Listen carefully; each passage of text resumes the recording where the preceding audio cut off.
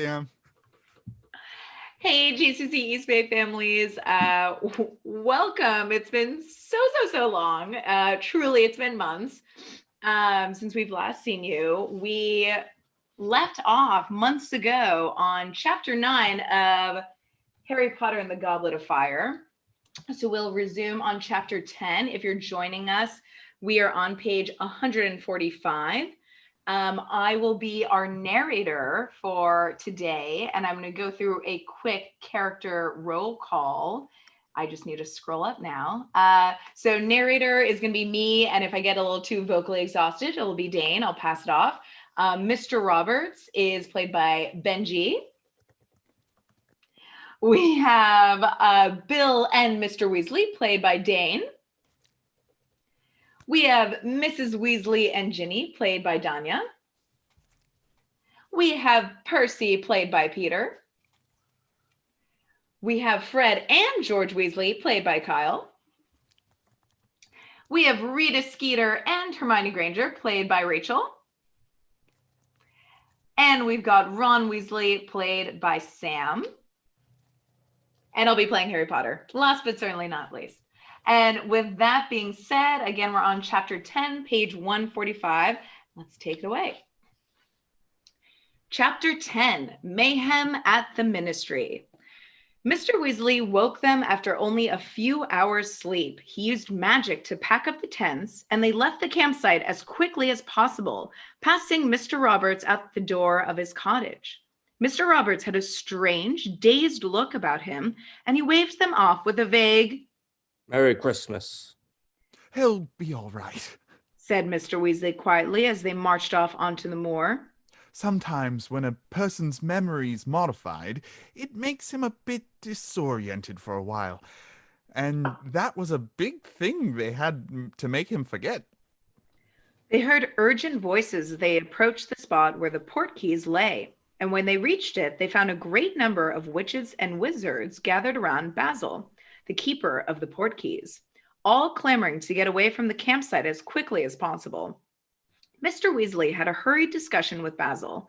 They joined the queue and were able to take an old rubber tire back to Stoats Head Hill before the sun had really risen.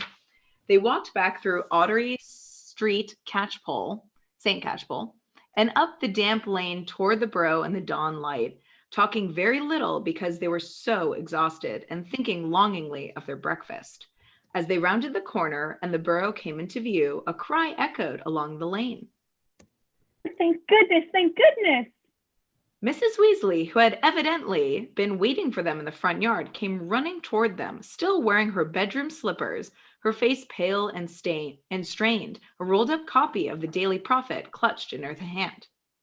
Arthur, I've been worried, so worried. She flung her arms around Mr. Weasley's neck, and the Daily Prophet fell out of her limp hand onto the ground. Looking down, Harry saw the headlines. Scenes of terror at the Quidditch World Cup, complete with a twinkling black and white photograph of the dark mark over the treetops. You're all right. Mrs. Weasley muttered distractedly, releasing Mr. Weasley and staring around at them, all with red eyes. You're alive. Oh, boys. And to everybody's surprise, she seized Fred and George and pulled them both into such a tight hug that their heads banged together. Ouch! Mum, you're strangling us. I shouted at you before you left, Mrs. Weasley said, starting to sob. It's all I've been thinking about. What if you knew who had got you and the last thing I'd ever said to you is that you didn't get enough OWLS from Fred, George? Come on now, Molly, we're all perfectly okay, said Mr. Weasley soothingly, prizing her off the twins and leading her back toward the house. Bill, he added in an undertone, pick up that paper. I want to see what it says. When they were all crammed into the tiny kitchen and Hermione had made Mrs. Weasley a cup of very strong tea, into which Mr. Weasley insisted on pouring a shot of Ogden's Old Fire whiskey, Bill handed his father the newspaper. Mr. Weasley scanned the front page while Percy looked over his shoulder. I knew it, said Mr. Weasley heavily. Ministry blunders. Culprits not apprehended, lax security. Dark wizards running unchecked. National disgrace. Who wrote this? Ah, of course. Rita Skeeter. That woman's got it in for the Ministry of Magic. Said Percy furiously. Last week, she was saying we're wasting our time quibbling about cauldron thickness when we should be stamping out white rice. If it wasn't specifically stated in paragraph 12 of the guidance for the treatment of non-wizard per human. Do us a favor, Pierce. Said Bill, yawning. Shut up. I mentioned, Said Mr. Weasley, his eyes widening behind his glasses as he reached the bottom of the Daily Prophet article. Where? Spluttered Mrs. Weasley, choking on her tea and whiskey. If I'd seen that, I'd have known you were alive. not by name. Said Mr. Weasley. Listen to this. If the terrified wizards and witches who waited breathlessly for news at the edge of the wood expected reassurance from the Ministry of Magic, they were sadly disappointed. A ministry official emerged sometime after the appearance of the Dark Mark, alleging that nobody had been hurt, but refusing to give any other information. Whether this statement will be enough to quash the rumors that several bodies were removed from the woods an hour later remains to be seen. Oh, really? Said Mr. Weasley, in exasperation, handing the paper to Percy. Nobody was hurt. What was I supposed to say? Rumors that several bodies were removed from the woods? Well, there certainly will be rumors now she's printed that. He heaved a deep sigh.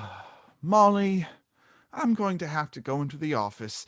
This is going to take some smoothing over. I'll come with you, Father. Said Percy importantly. Mr. Crouch will need all hands on deck, and I can give him my cauldron report in person. He bustled out of the kitchen. Mrs. Weasley looked more upset. Arthur, you're supposed to be on holiday. This hasn't got anything to do with your office. Surely they can handle this without you? I've got to go, Molly. Said Mr. Weasley. I've made things worse. I'll just change into my robes and I'll be off. Mrs. Weasley, said Harry suddenly, unable to contain himself. Hedwig hasn't arrived with a letter for me, has she? Hedwig, dear? Said Mrs. Weasley distractedly. No, there hasn't been any post at all. Ron and Hermione looked curiously at Harry. With a meaningful look at both of them, he said, All right, if I go and dump my stuff in your room, Ron? Yeah, think I will too. Said Ron at once. Hermione? Yes. She said quickly, and the three of them marched out of the kitchen and up the stairs. What's up, Harry? Said Ron the moment they had closed the door of the attic behind them. There's something I haven't told you, Harry said. On Saturday morning, I woke up with my scar hurting again. Ron's and Hermione's reactions were almost exactly as Harry had imagined them back in his bedroom on Privet Drive.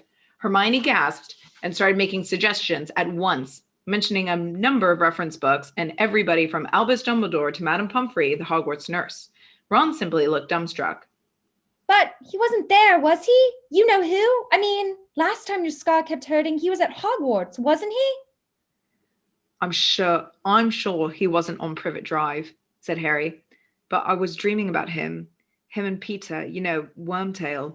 I can't remember all of it now, but they were plotting to kill someone. He had teetered for a moment on the verge of saying me, but couldn't bring himself to make Hermione look any more horrified than she already did. It was only a dream. Said Ron bracingly. Just a nightmare. Yeah, but was it though? Said Harry, turning to look out of the window at the brightening sky. It's weird, isn't it? My scar hurts, and 3 days later, the Death Eaters are on the march, and Voldemort's signs up in the sky again. Don't say his name. Ron hissed through gritted teeth. And remember what Professor Trelawney said, Harry went on, ignoring Ron, at the end of last year. Professor Trelawney was their divination teacher at Hogwarts. Hermione's terrified look vanished as she let out a derisive snort.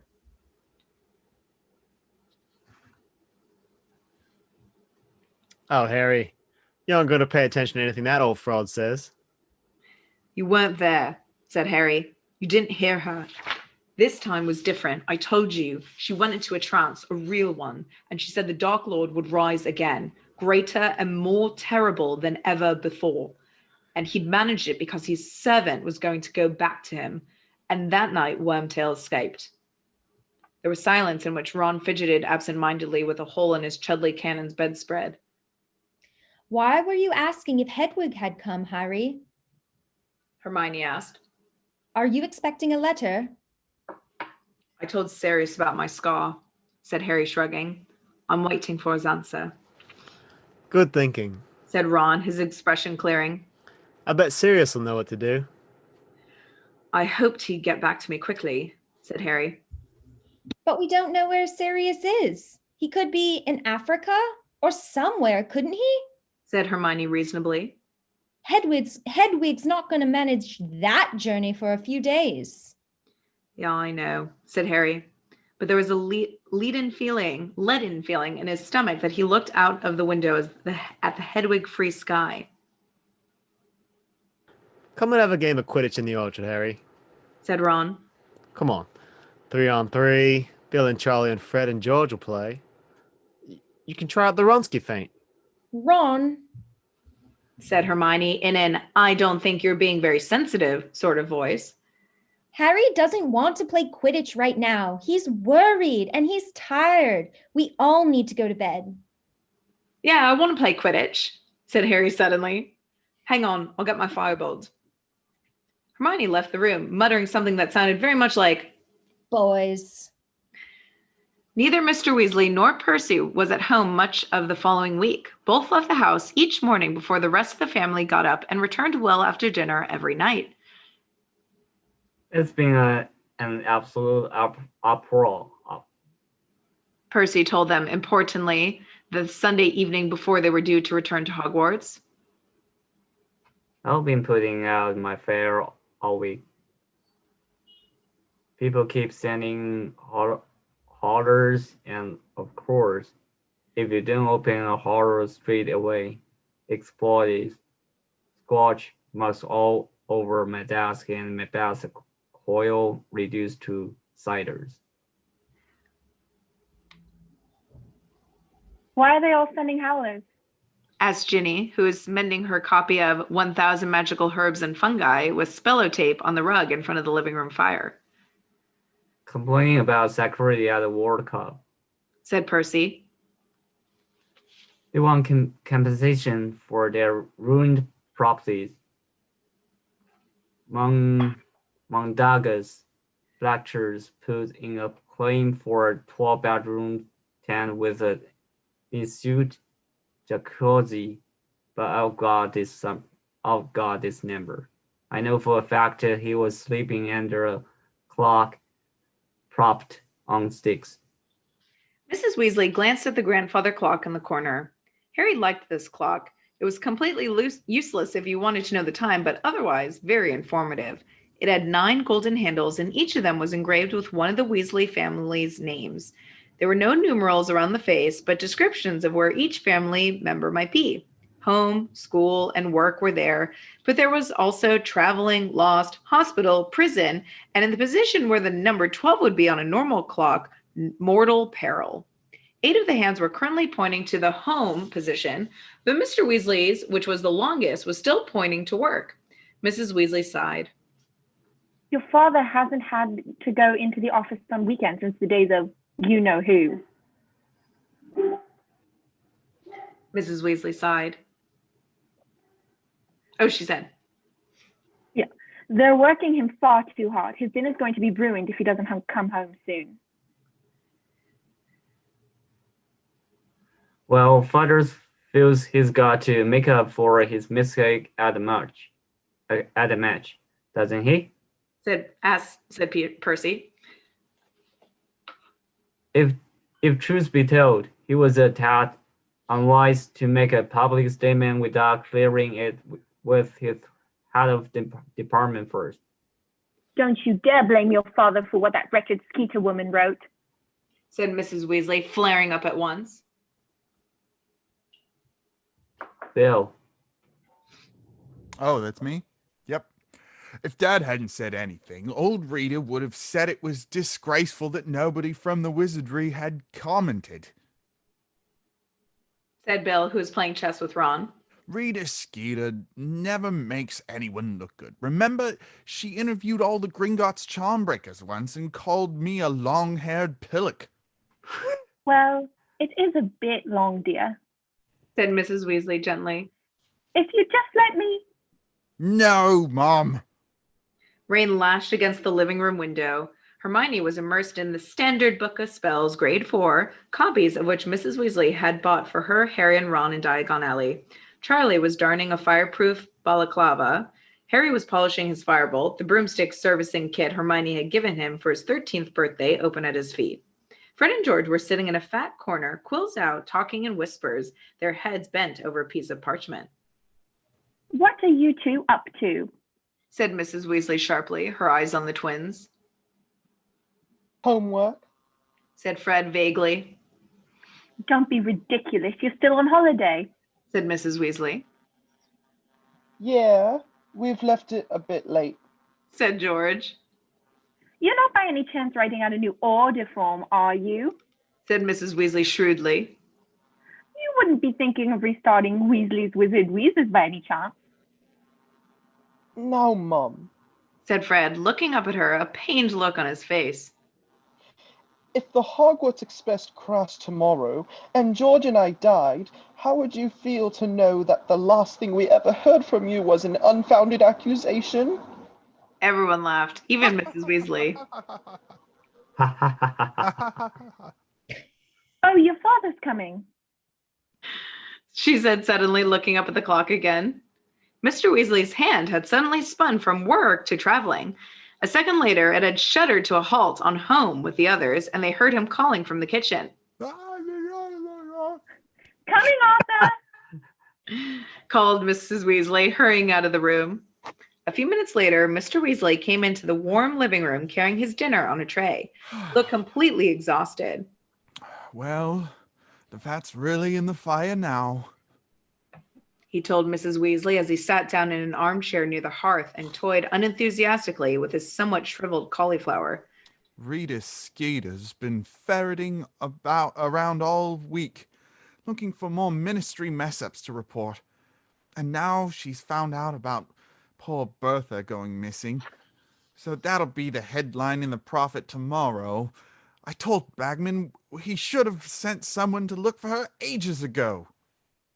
Mr. Crouch has been saying it for weeks and weeks, said Percy swiftly. Crouch is very... That's Mr., I think. Yeah. Crouch is very lucky Rita hasn't found out about Winky, said Mr. Weasley irritably.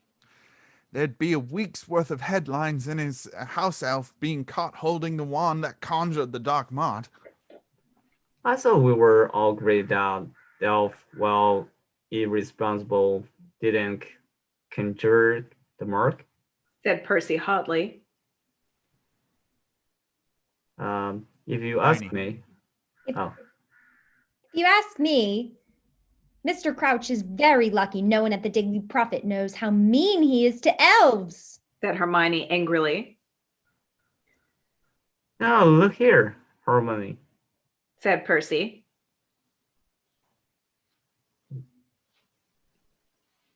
Keep going, Percy. Oh, a high-ranking ministry official like the Mr. Crouch deserves unswerving obedience from his servants. His slave, you mean? Said Hermione, her voice rising passionately. Because he didn't pay Winky, did he? I think you'd all better go upstairs and check what you've packed properly. said Mrs. Weasley, breaking up the argument. Come on now, all of you. Harry repacked his broomstick servicing kit, put his firebolt over his shoulder, and went back upstairs with Ron. The rain sounded even louder at the top of the house, accompanied by loud whistlings and moans from the wind, not to mention sporadic howls from the ghoul who lived in the attic. Pigweedjin began twittering and zooming around his cage when they entered. The sight of the half-packed trunk seemed to have sent him into a frenzy of excitement. Long on some owl treats. Said Ron, throwing a packet across to Harry. It might shut him up. Harry poked a few owl treats through the bars of Pigweedjin's cage, then turned to his trunk. Hedwig's cage stood next to it, still empty. It's been over a week, Harry said, looking at Hedwig's deserted perch. Ron, you don't reckon Sirius has been caught, do you? Nah, it would have been the Daily Prophet. Said Ron. The Ministry would want to show they'd caught someone, wouldn't they? Yeah, I suppose. Look, here's the stuff Mom got for you in Diagon Alley. And she's got some gold out of your vault for you. And she's washed all your socks. He heaved a pile of parcels onto Harry's camp bed and dropped that money bag and a load of socks next to it. Harry started unwrapping the shopping. Apart from the standard Book of Spells, Grade 4 by Miranda Goshawk, he had a handful of new quills, a dozen rolls of parchment, and refills for his potion-making kit. He had been running low on spine of lionfish and essence of belladonna. He was just piling underwear into his cauldron when Ron made a loud noise of disgust behind him. Ron. What is that supposed to be? He was holding up something that looked to Harry like a long maroon velvet dress. It had a moldy-looking lace frill at the collar and matching lace cuffs. There was a knock on the door, and Mrs. Weasley entered, carrying an armful of freshly laundered Hogwarts robes. Here you are. She said, sorting them into two piles. Now, mind you, pack them properly so they don't crease. Mom, you've given me Ginny's new dress. Said Ron, handing it out to her. Of course I haven't. Said Mrs. Weasley. That's for you, dress robes. What? Said Ron, looking horror-struck. Dress robes. Repeated Mrs. Weasley. It says on your school list that you're supposed to have dress robes for this year. Robes for formal occasions. You've got to be kidding. Said Ron in disbelief. I'm not wearing that. No way. Everyone wears them, Ron. Said Mrs. Weasley crossly. They're all like that. Your father's got some for smart parties. I'll go stalkers before I put that on. Said Ron stubbornly. Don't be silly. Said Mrs. Weasley. You've got to have dress robes. They're on your list. I got some for Harry too. Show him, Harry. In some trepidation, Harry opened the last parcel on his camp bed. It wasn't as bad as he had expected. However, his dress robes didn't have any lace on them at all. In fact, they were more or less the same as his school ones, except that they were bottle green instead of black. I thought they'd bring out the color of your eyes, dear. Said Mrs. Weasley fondly. Well, they're okay. Said Ron angrily, looking at Harry's robes. Why couldn't I have something like that? Because, well, I had to get yours secondhand. There wasn't a lot of choice. Said Mrs. Weasley, flushing. Harry looked away. He would willingly have split all the money in his Gringotts vault with the Weasleys, but he knew they would never take it. I'm never wearing them. Said Ron was saying stubbornly. Never. Fine. Snapped Mrs. Weasley. Go naked. And Harry, make sure you get a picture of him. Goodness knows I could do with a laugh. She left the room, slamming the door behind her. There was a funny spluttering noise from behind them. Pigweedjin was choking on an overlarge owl treat. Why is everything I own rubbish? Said Ron furiously, striding across the room to unstick Pigweedjin's beak. And that is the end of chapter 10. We're going to pause here. I have a feeling we will immediately resume for chapter 11, but we need to reset our characters. So, au revoir. Thank you so much for joining us.